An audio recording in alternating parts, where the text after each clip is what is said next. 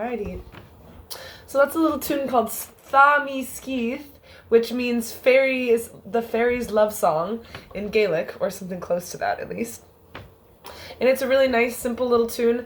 Some people consider it a Strathspey, but I was doing some research. It is a Scottish song, and Strathspeys are a Scottish rhythm that come from a folk dance.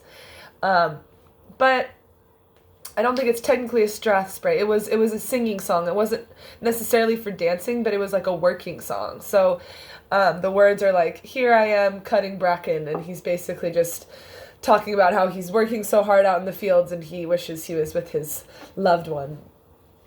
So here's just some of the basic theory of the song, because it's super simple. It just uses 5 notes. It's actually using the G pentatonic scale. So if you know your G pentatonic scale, which if you play any fiddle tunes, you should know it because it's so helpful. The G pentatonic scale is just 5 notes. It is G, A, B, D, and E. 1, 2, 3, 4, 5. Yeah, that's it. There we go. That's the whole scale. So that's really one to know. It's not major or minor. It has its own kind of unique feel to it. So here it is one more time. And then we'll repeat.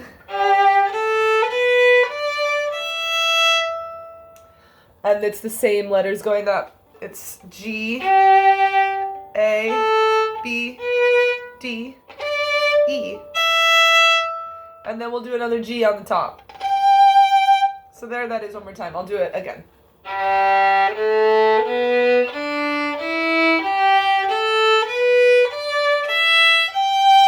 So that's just G, A, B, D, E, G, A, B, D, E. G. There you go. And then we're actually going to use a funny part of that scale. We're actually going to start on the A string, and we're going to use this part. So we're not going to, it does use the lower parts of the scale, but the song is mostly centered around A, which gives it more of a minor feel, even though you're using what's supposedly the G major pentatonic scale. But you can feel it kind of pulling between A and G, and the pentatonic scale, the reason it's called that is because it has 5 centers. So none of those pitches really is like, if you're in the key of G, you're in the key of G. But if you're in the key of G pentatonic, pent means 5 and tonic means center. So the pentatonic has 5 notes that are more balanced harmonically than, say, a major or a minor key, where you're like, this is D, D is the middle. So try that same scale, but we're going to start on A.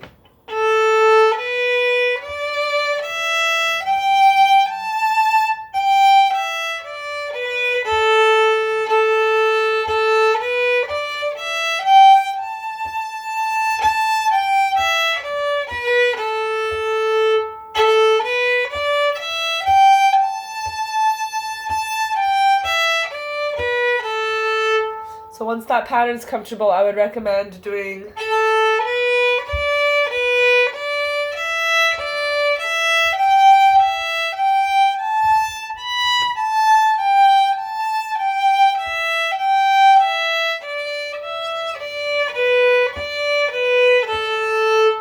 or something like that, going up and down the scale with different patterns until you're really comfortable. And then once you've got it, I will do the song one more time, really slow each part. And I'm first going to do it with a really, really simplified rhythm, and then I'll start adding some of the Strathspey rhythms, and you'll start to see how the song can go from really simple, and it's fine if you want to play it simply, or you can start adding some interesting rhythms and some extra notes in there just for fun. So, starts off with the octave, open A to 3rd finger A. If you're playing this on the viola, you can do the same thing, or on the cello, it fits really nicely actually down an octave.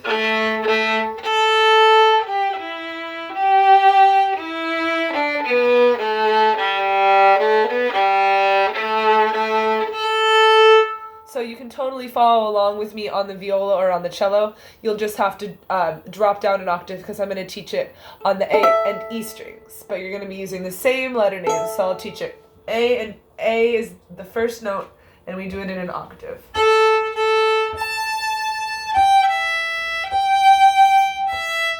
So what I'm going to do now is, now that you've practiced that scale, you'll see that I'm really only using 5 notes, and I'm not going to teach every single note. I'm just going to play it slowly from beginning to end. If you need to repeat parts of it, you can, that was old. If you need to repeat parts of it, you can pause the video and repeat it yourself. So here is what I did at the beginning, but more slowly and more simply.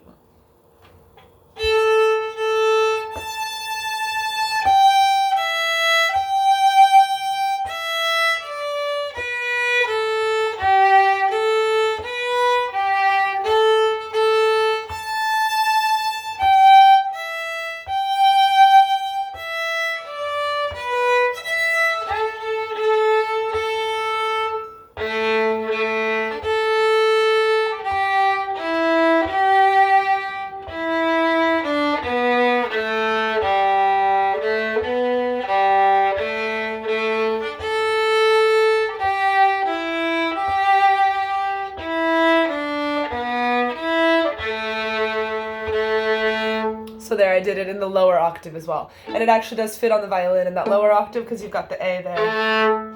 Okay, so that was the first half with very simple rhythms. I started adding some of them because I can't help it. They're cool. So here again is the A part with some more rhythms. I'll do the same thing. I'll do the upper octave for violins and then the lower octave for viola and cello.